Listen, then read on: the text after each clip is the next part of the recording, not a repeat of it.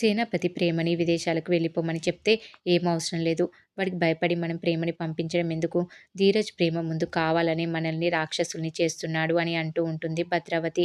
దానికి ప్రేమ లేదత్తా, ధీరజ్‌ని నేను 8 నెలలుగా చూస్తున్నా కదా!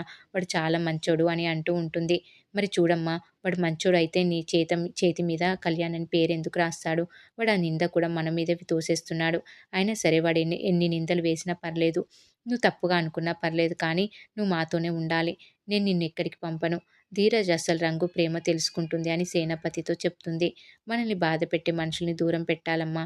అప్పుడే లైఫ్ బావుంటుందని భద్రావతి చెప్పి వెళ్ళిపోతుంది.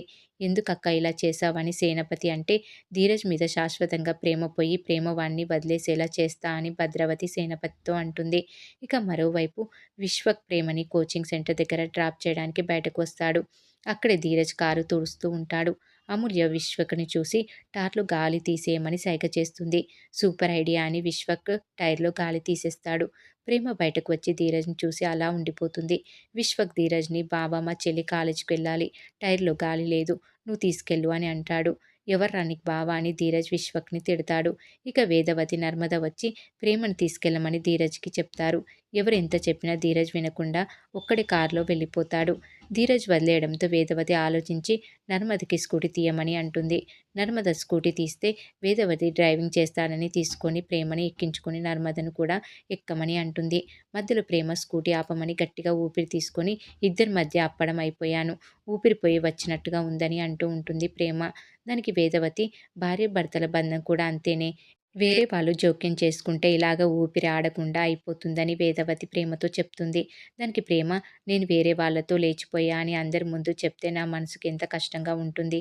మరి అలాంటి వాడితో ఎలా కలిసిపోతాను అని అంటూ ఉంటుంది. దానికి నర్మద, ధీరజ్ నీ కోసం చేసినవన్నీ గుర్తు చేసుకో అని అంటూ ఉంటుంది.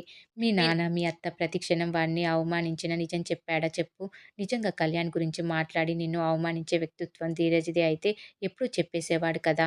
చివరకు సంక్రాంతి రోజు నిన్ను పెళ్లి చేసుకున్నందుకు చంపబోయారు. ప్రాణం తీయాలని చూసినా నీ గురించి చెప్పలేదు.